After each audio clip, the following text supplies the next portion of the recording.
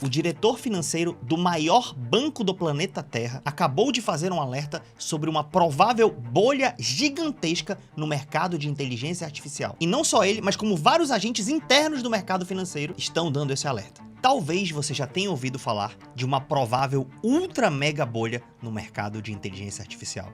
E talvez você já tenha ouvido falar também, até aqui pelo canal, do capitalismo financeiro, o lado bom e o lado ruim. Daniel, mas como assim capitalismo financeiro? Sim, isso é o conceito mais moderno. Didaticamente a gente pode dividir em vários tipos, mas eu vou focar em dois aqui. O primeiro seria um capitalismo industrial, por exemplo, onde o investidor ou o empresário quer ganhar dinheiro, por exemplo, investindo numa indústria e produzindo produtos ou até serviços de alta qualidade e assim, através dos seus produtos ou serviços, ele vai ganhar dinheiro vendendo no mercado. Show de bola, eu acho que todos entendem esse. Já o capitalismo financeiro é quando um investidor ou empresário ou o dono do capital busca ganhar dinheiro através da especulação financeira de ativos do mercado financeiro. Numa cadeia que supostamente está lá no final vinculado a algum tipo de produto ou serviço. Obviamente isso pode trazer um potencial de poupança interna boa para a economia, o que é algo bom, mas claramente também, se a distância do valor invertido do que é especulado ou do que está girando aqui for muito longe da realidade, do fundamento, pode gerar uma super bolha financeira, como há precedente. E nesse vídeo eu vou mostrar para você bem desenhadinho, igual a gente faz aqui em Investland, o que é essa bolha financeira das IAs, somada ao capitalismo financeiro. E por que isso pode ser um grande risco, alertados até por gente do mercado. Então, se você quiser saber sobre IA, o que é bom, ruim, o que tem de especulação, o que tem de fundamento, e se realmente essa bolha vai estourar, se você tem que fugir disso, ou se eventualmente você pode ganhar dinheiro com isso, fica aqui nesse vídeo que eu vou te explicar da melhor maneira do mundo.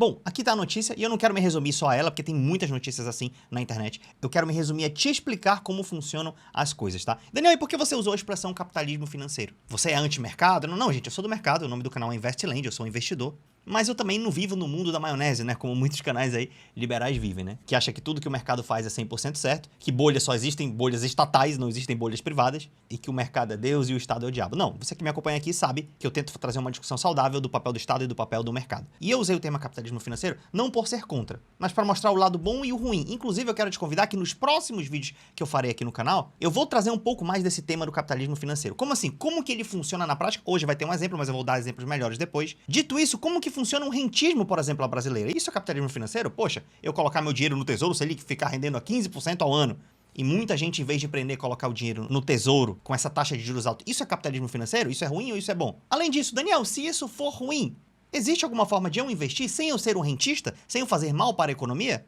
Tem alguma contradição nisso? Porque, Daniel, você critica o modelo, mas ao mesmo tempo você investe. Há alguma contradição? Como funciona? Capitalismo financeiro? Rentismo? Investimento? Investimento saudável? Tudo eu vou te explicar nos próximos vídeos também. Então, se inscreve no canal e acompanhe os próximos vídeos que vai ser bem legal. E hoje a gente vai trazer um pouco sobre IA, tá?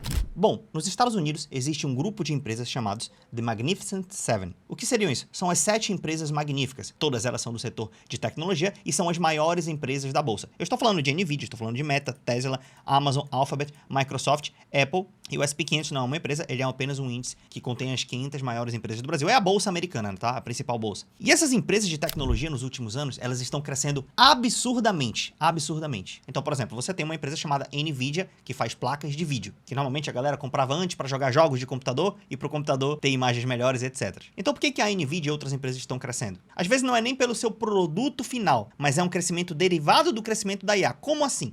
A Nvidia não está crescendo porque todo mundo está querendo comprar mais placas de vídeo. Não. Como o mercado de IA está crescendo e a IA precisa de placas de vídeo, a Nvidia acabou crescendo. Como a IA está crescendo, por exemplo, a OpenAI, o ChatGPT, né, como a galera fala, está crescendo, às vezes ela precisa de produtos de tecnologia. Então, empresas ao redor do sistema de IA vão crescendo, crescendo e crescendo em função do crescimento da IA. Acontece que, e se o crescimento da IA for uma bolha? De modo que o que ela está precificado, na verdade, está muito longe do benefício real que ela vai trazer. Porque existe benefício? Existe. Por exemplo, a gente teve a bolha do .com, onde muitas empresas cresciam ao redor do crescimento da internet. E a internet é importante? Sim. A IA é importante? Sim. Elas vão continuar? Sim. A internet está aqui, estamos nos falando por aqui. Mas o mercado, muitas vezes, precifica ativos com valores muito maiores do que eles realmente são. Tanto que, nessa época, muitas empresas se valorizaram muito, e depois a internet veio vindo com calma, com paciência e tal, revolucionou bastante, mas o mercado estava muito mais inflado do que realmente era. E essas empresas, Magnificent Seven, elas cresceram absurdamente nos anos de 2023 e 2024, e veja que elas já eram empresas grandes. Cara, a Nvidia, a Meta, a Tesla já eram empresas enormes. E olha como elas cresceram, tá? Em 2023, 239% a Nvidia. Quando foi em 2024, a Nvidia cresceu mais 170%. Isso são números absurdamente assustadores para o tamanho que essas empresas já eram antes. Estamos falando de trilhões de dólares. Trilhões. Só uma pouca dessas empresas elas têm um PIB maior do que o do Brasil, tá? Então é algo sinistro. Então, Daniel, o que é a Bolsa de Valores que você fala que você investe? Por exemplo, eu quero ser sócio de uma empresa. A Bolsa de Valores me permite fazer isso através da internet. Nos Estados Unidos existem cerca de 3 ou 4 mil empresas que eu posso me associar comprando ações e o dia que elas distribuírem lucro, esse lucro, um pedaço, vai vir para o meu bolso. Então, dessas 3, 4 mil empresas que existem lá, as 500 maiores é chamada de S&P 500, tá? São as 500 empresas mais negociadas. E só para você ter uma ideia, cara, 500 são muitas empresas, mas dessas 500, olha o tamanho, a proporção de que as 10 maiores dessas 500, né, que a maioria é essas de tecnologia, dessas 10 maiores existem as 7 maiores, que é a Magnificent Seven, tá? Mas as 10 maiores empresas do índice compõem quase 40% do índice, cara.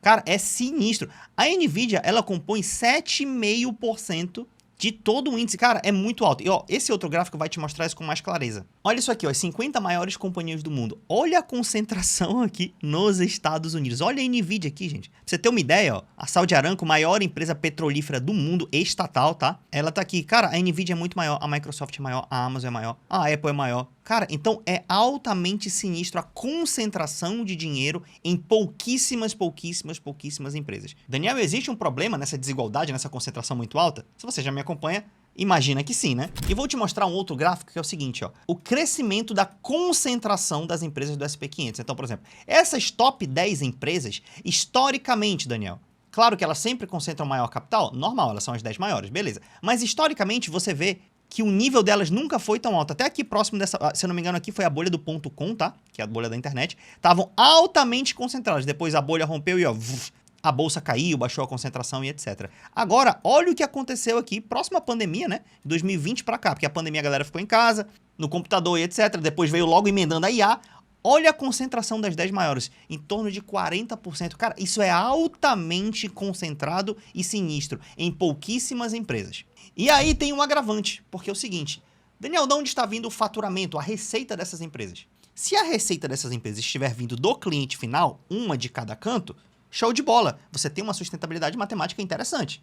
O ativo pode estar precificado para cima? Pode. Mas existe um outro agravante também aqui, que uma parte das receitas dessas empresas estão vindo delas mesmas circulando dinheiro entre si. Então, uma dá dinheiro para outra, essa outra recebe $1 bilhão no caixa e fala, opa, uma receita nova para mim. Aí essa passa dinheiro para essa, o mesmo dinheiro. E já a empresa C fala, opa, entrou $1 bilhão no meu caixa. De repente a empresa C manda $1 bilhão para a empresa A. E a empresa A fala, opa, entrou $1 bilhão no meu caixa. Alimentando esse ecossistema, dá a ilusão de que a receita das empresas estão crescendo, que o mercado está aquecido, logo os investidores olham de fora e vinculados com o certo fundamento que a IA tem. Poxa, a IA é legal, a gente usa IA aqui em Investland. Eles falam, cara, IA é legal, eu já usei o ChatGPT, já usei as paradas de imagem, eu acho sinistro, eu fico maluco com esse negócio dos vídeos de IA. Então existe o fundamento disso, e quando junta essa parada toda desse dinheiro circulando, as pessoas precificam algo muito maior do que o que ela realmente é. Isso é uma bolha, tá? Mas calma que a gente vai chegar lá devagarzinho, você ainda vai entender.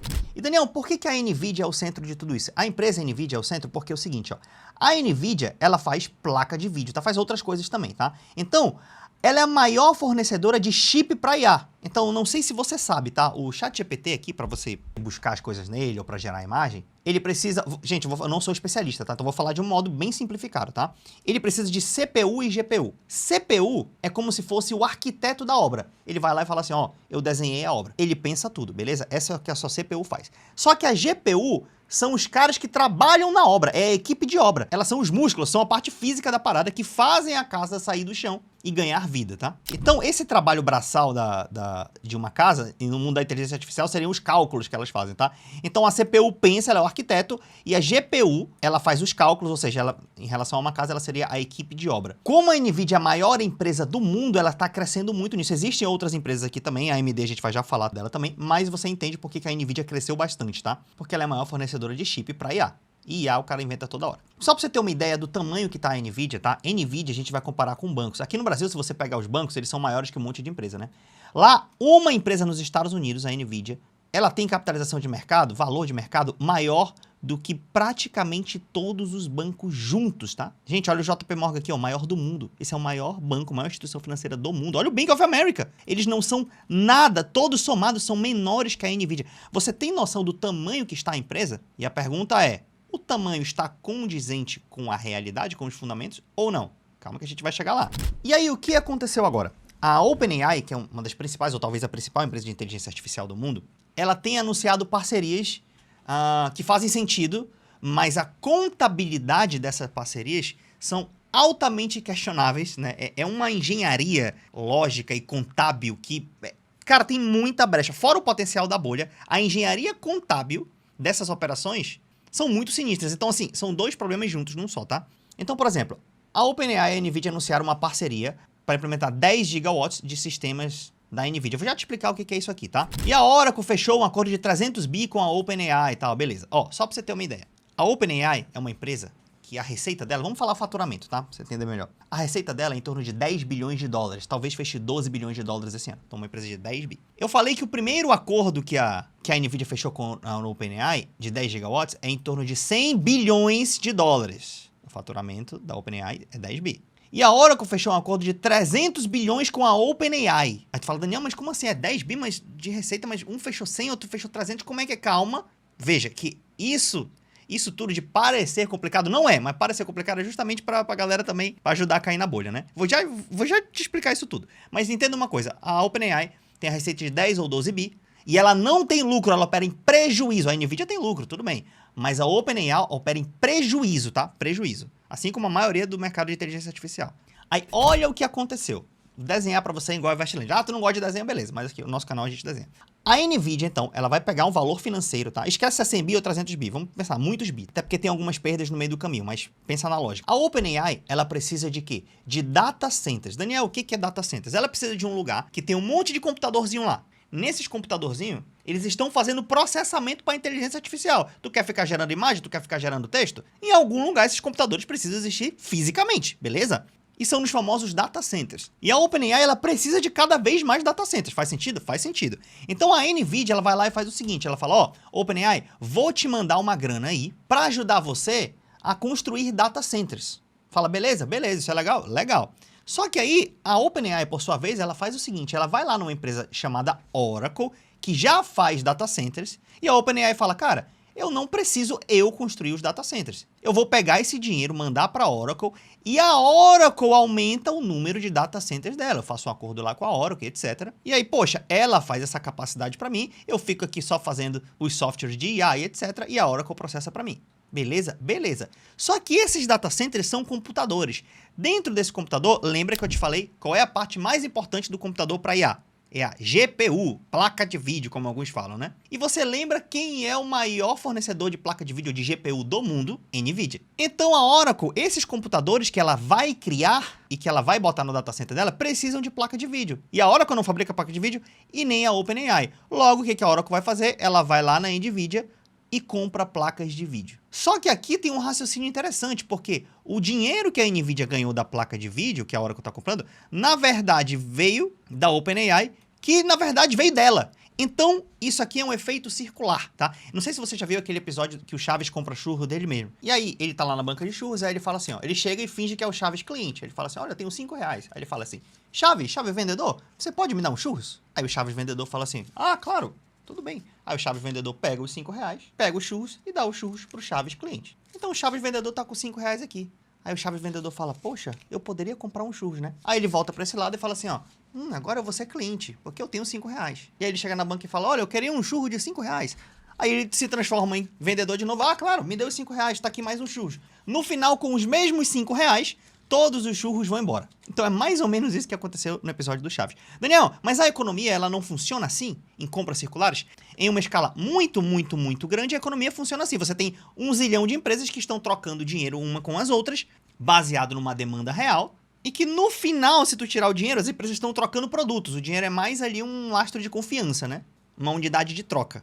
Só que quanto menor esse sistema, e se uma empresa ela faz isso para beneficiar ela mesma no final, a gente pode cair no efeito chamado round tripping, que é o autofinanciamento com contabilidade criativa. Ah, Daniel, mas uma empresa ela pode fazer parceria com a outra. O Estado, às vezes, pode fazer parceria, uma compra governamental e tal, fica o Estado, a empresa privada. Beleza, em alguns casos o round trip pode fazer sentido e pode ser positivo.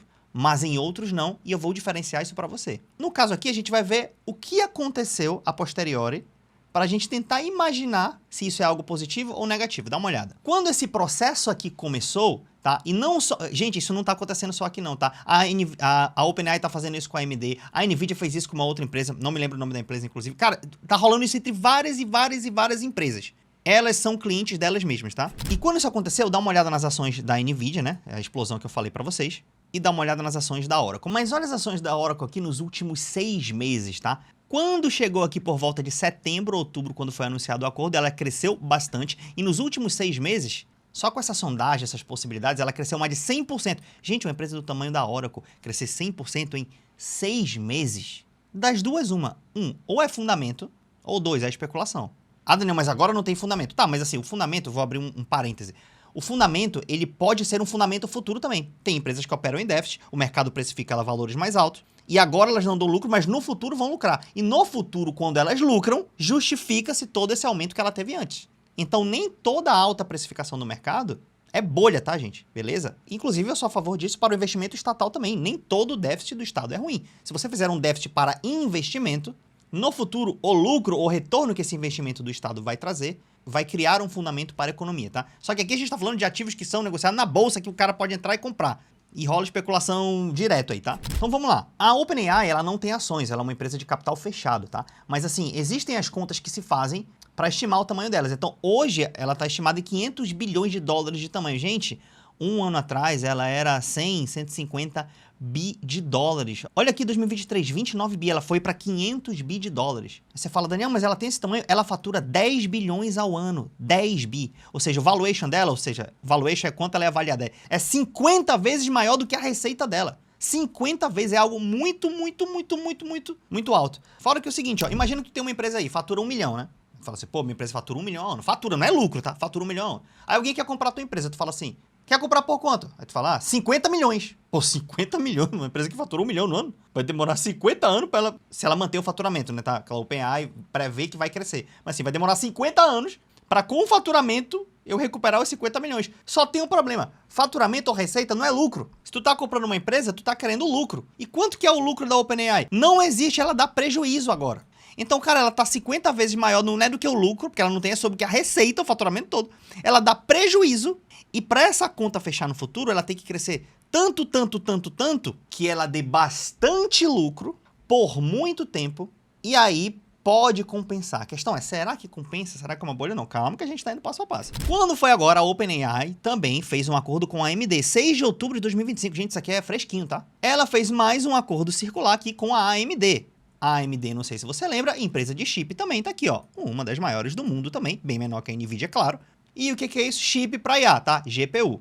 Tá aqui as outras empresas. E só de ela anunciar esse acordo, o mesmo esquema. Uma mandando dinheiro para outra, que manda dinheiro para uma, que vira sócio de uma, que vira sócio da outra. Não precisa entrar em muitos detalhes técnicos, porque o que importa é a lógica, tá? Só de uma fazer isso com a outra, olha o que aconteceu. As ações da AMD cresceram 47%. Gente, 50% no último mês. Olha aqui, ó. Outubro ela tava aqui, ela cresceu 50%.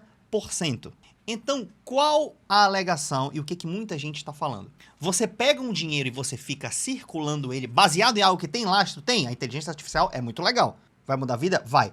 Mas assim, na boa, a internet mudou mais vida do que a IA, não foi? Tu preferia hoje ficar sem IA ou sem internet? Sem IA, com certeza. Então, assim como a internet ela tinha um fundamento, mas houve uma bolha e muitas empresas quebraram, e a bolsa caiu, etc. Inclusive, tem gente que tem fundos de aposentadoria, fundos de pensão, vinculado à Bolsa de Valores dos Estados Unidos. Isso é muito comum, tá? A poupança interna americana está vinculada à bolsa. E assim, veja que tinha fundamento lá. Então, quando te falar, IA tem fundamento, tem, mas a questão é quanto acima do fundamento ela está precificada. E aí, voltando, então, esse giro de dinheiro com um lastro que você não tem certeza, faz acontecer o quê com os ativos? Mano, a receita de todo mundo tá aumentando, tá girando bastante. Os ativos se precificam para cima, as empresas ficam sobrevalorizadas. E muita gente diz que as empresas internamente estão fazendo isso propositalmente, para que cada vez elas tenham mais valor de mercado. Aí você fala, Daniel, mas as empresas não são malucas. Cara, como que elas vão apostar num negócio que, poxa, eles sabem que é uma bolha e etc. Gente, ninguém acha que a bolha vai pegar. Sempre assim. Ninguém acha que a bolha, ah, não, vou tirar antes, não, vai ter um fundamento, não, isso aí vai se justificar e tal. Então, lá no fundo, o que que eu acho? Qual é a esperança deles para isso virar um super fundamento? Na minha cabeça, eu vou dar um chute aqui, tá? Mas eu acho que eles estão atrás da AGI. AGI é a inteligência geral artificial, inteligência artificial geral, que seria basicamente a inteligência artificial que sabe tudo. Ela consegue aprender e ensinar a ela mesma, o raciocínio circular, né? E ela vai crescendo de inteligência, tu deixa ela só, ela vai crescendo, crescendo, subindo, e daqui a pouco ela é muito melhor do que qualquer ser humano em qualquer área, falando de conhecimento cerebral, tá, gente? Não fisicamente, a não ser que bote no robô, né, de verdade, isso aí. Então, a inteligência artificial geral, ela melhoraria a vida da humanidade? A princípio, sim. Eu sou a favor, eu sou entusiasta da IA, gosto bastante. Mas assim, mesmo se amanhã descobrirem um supercomputador que sabe tudo, poxa, ele vai fazer várias pesquisas sobre doenças, que vai dar diagnóstico médico mais rápido, que vai descobrir eventualmente algumas curas, algumas vacinas, vai acelerar processos, estudos científicos. Isso é muito bom? Sim. A questão é, primeiro isso tem que acontecer.